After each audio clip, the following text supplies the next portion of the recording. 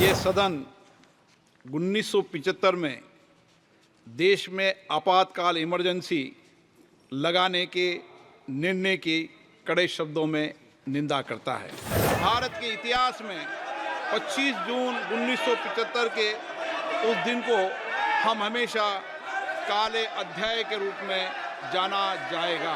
भारत के लोकतांत्रिक मूल्यों को कुचला गया और अभिव्यक्ति की आज़ादी का गला घोटा गया। ये सदन 1975 में देश में आपातकाल इमरजेंसी लगाने के निर्णय की कड़े शब्दों में निंदा करता है।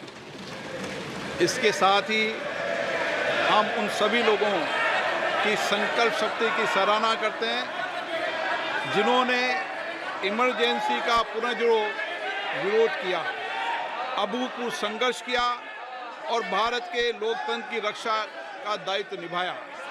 भारत के इतिहास में 25 जून 1975 के उस दिन को हम हमेशा काले अध्याय के रूप में जाना जाएगा। इस दिन तत्कालीन प्रधानमंत्री श्रीमती इंदिरा गांधी ने देश में इमरजेंसी लगाई और बाबा साहब अम्बेडकर द्वारा निर्मित संविधान पर प्रचंड प्रहार किया था। भारत की पहचान पूरी दुनिया में लोकतंत्र की जननी के तौर पर है। भारत में हमेशा लोकतांत्रिक मूल्यों और वाद संवाद का समर्थन हुआ, हमेशा लोकतांत्रिक मूल्यों की सुरक्षा की, उन्हें हमेशा प्रोत्साहित किया गया।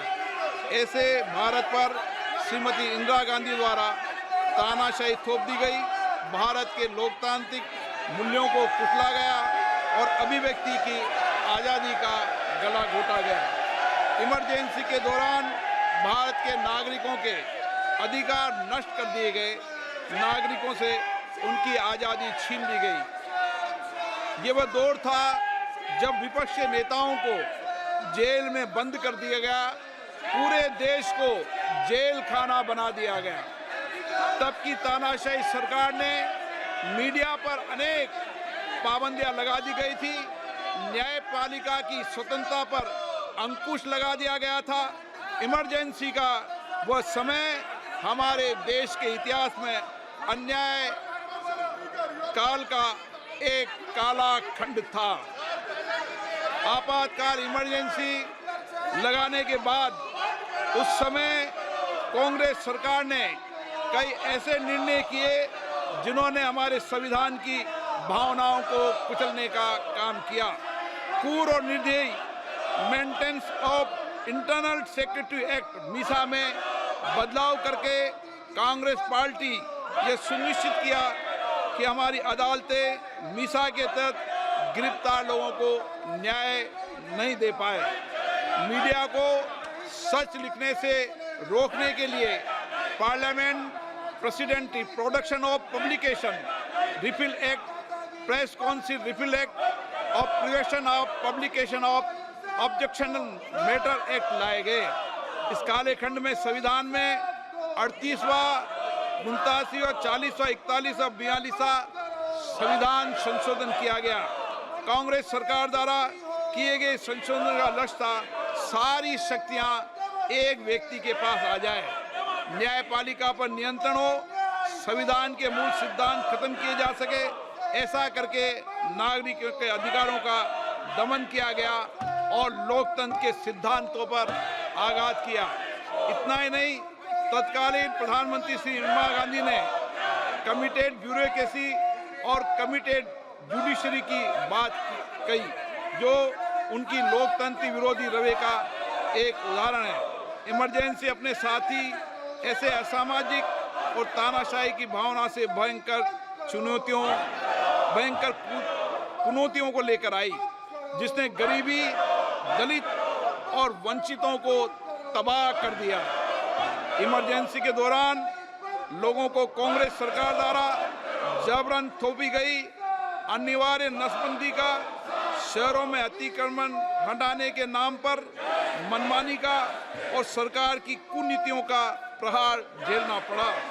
ये सदन उन सभी लोगों के प्रति संवेदना जताना चाहता है। 1975 से 1970 कालाखंड अपने आप में एक ऐसा कालाखंड है जो हमें संविधान के सिद्धांतों, संघीय ढांचे और न्यायिक स्वतंत्रता के महत्व को याद दिलाता है।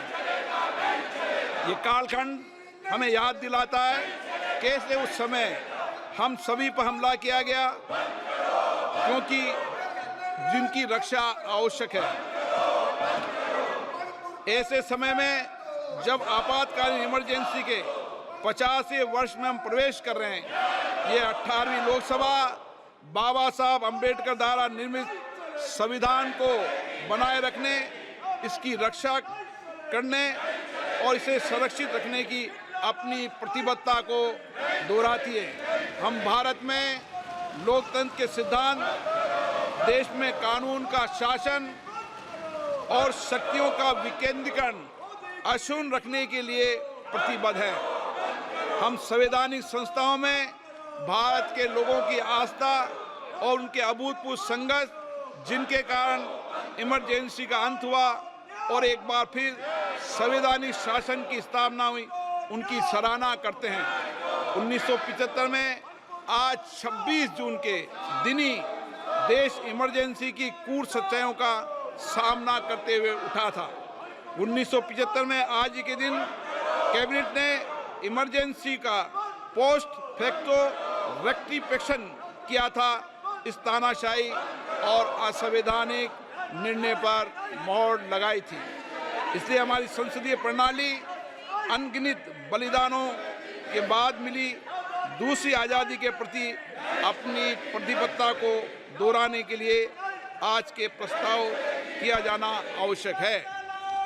अब हम ये जानते हैं कि हमारी युवा पीढ़ी लोकतंत्र के इस काले अध्याय के बारे में जरूर जानना चाहिए।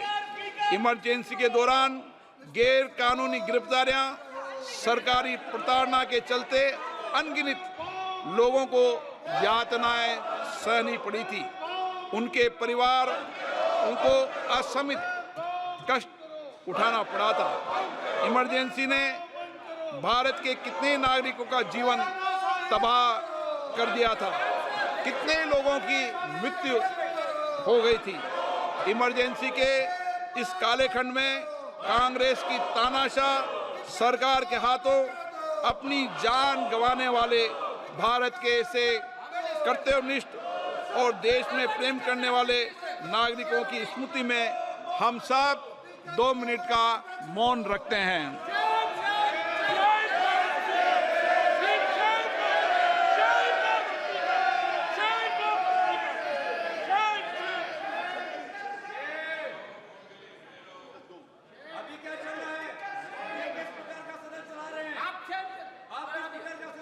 ओम शांति। सभा की कार्रवाई दिनांक 27 जून 2024 को राष्ट्रपति के अभिभाषण की समाप्ति के आधे घंटे के पश्चात के लिए स्थगित की जाती है।